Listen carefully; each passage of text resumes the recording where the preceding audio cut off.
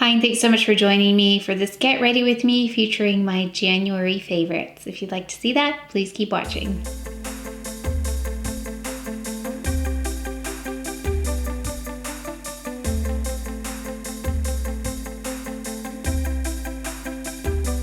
Thanks so much for your feedback on the fast forward portion of some of the videos where I feature new items, so I get to speed through the things that I typically do and then I can focus on the new items. But for today's video, we're going to go in slow motion, not slow motion, but regular motion for the whole video just so I can talk you through everything. So let's go ahead and get started.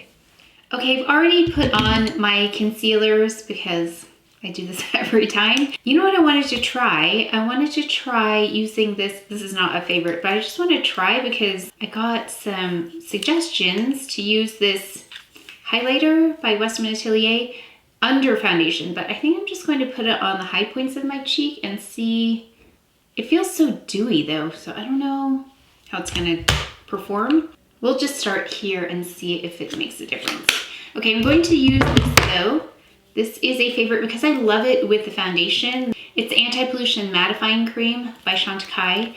Yeah, it works beautifully with the foundation. So I'm just gonna add this to my T-zone area. And someone just started landscaping. Hopefully that won't last too long. So if you have enlarged pores that you are concerned about, this one's a really nice one.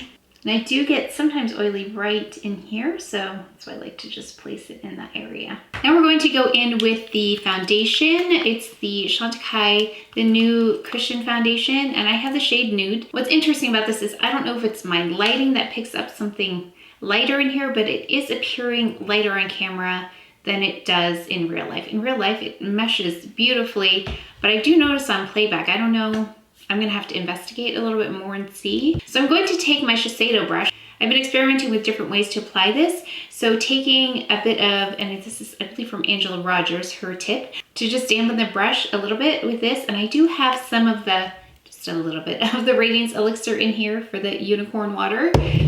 So we're gonna spray it like this. And then I'm going to use this for application. It thins out the cushion foundation a little bit. What I love about this foundation is you can get a very customized kind of coverage based on how you apply it.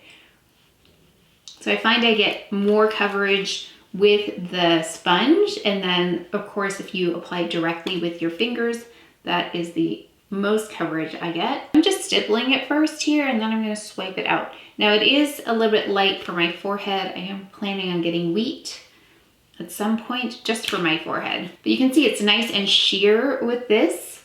Also, what I love about this is that I don't need concealer, which is pretty amazing. So no concealer for the front of my face here. Of course, I conceal with the Sisley and La Prairie underneath my eyes. That's my go-to. But this, I just tap a little bit like this, and it makes application so fast. Okay, so I just forgot about the highlighter. So I just really placed it here. I didn't even really place it here. Let's try and sweep it out just a little bit just for some continuity. But really there's little to no foundation on the exterior. I've been setting with some different powders. This does a really nice job of setting itself. So then I can go in with something that's not a setting powder. You can definitely go for a more full coverage with a setting loose powder and then finishing off with a finishing powder. And I'm going to use the Chanel. This is the Le Beige in medium light. It has a nice brightness about it. I'm just going to take that. I'm looking for a brush. Where is it? Okay.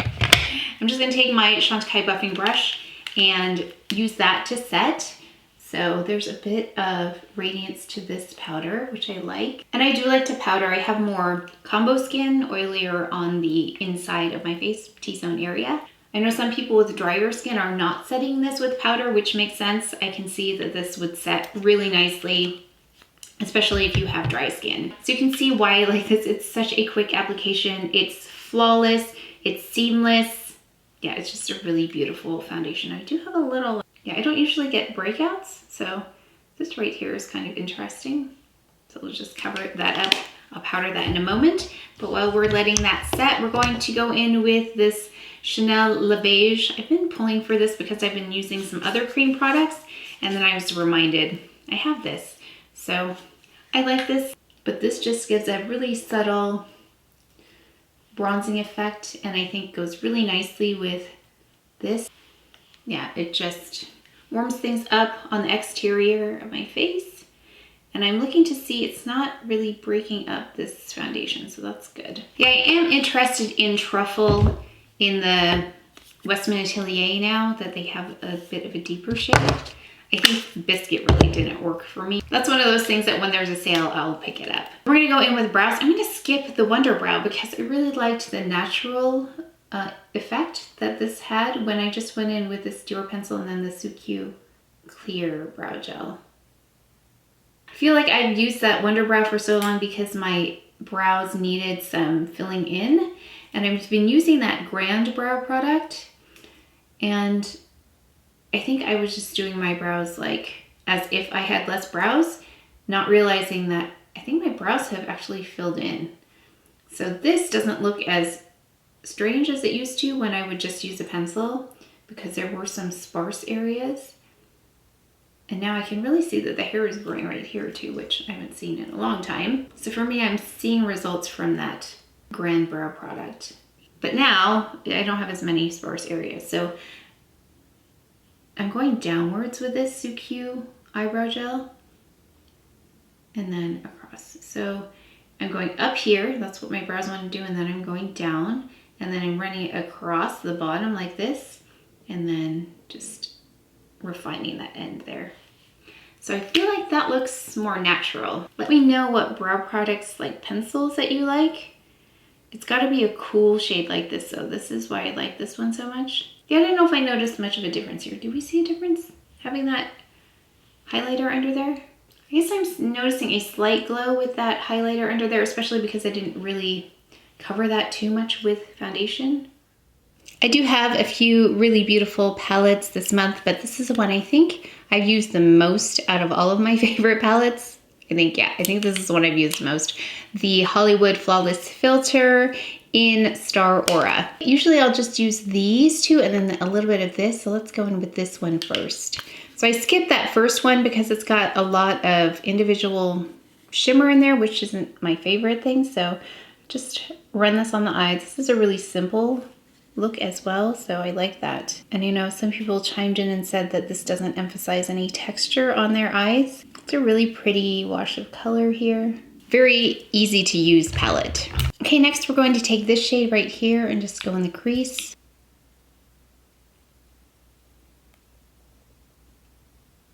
I think this one works better without eye primer. This color, this deepest brown shade, this one, and then put that in the outer corner.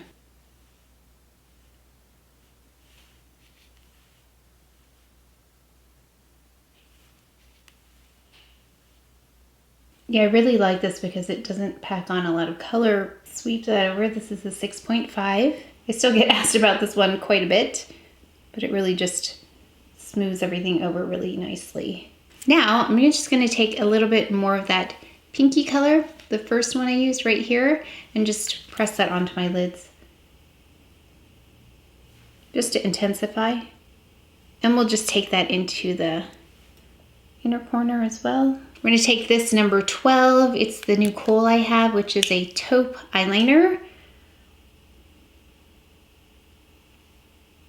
Just canceling out any redness I have here. Let's see, let's run a little bit of this color under my eye. Let's use a little bit of Jasper and do a slight eyeliner right above, just for a lift. Okay, and then I'm going to go in Earth in the waterline, of course, even at the other side, and then put some mascara on. Okay, so let's go in with my favorite blush. So let's see how versatile this is because my eye makeup is cooler or more neutral, and this is definitely warmer, but I'm also just warm in general, so we will find out. And then let's go in with the highlighter. I might need some hummingbird powder right in the front, so let me go get that. I don't think I have a favorite lip for the month, but let's find something that will work. Should we wear this? I haven't worn it really since I got it, so let's put this on. This is the Rouge Lac in 64.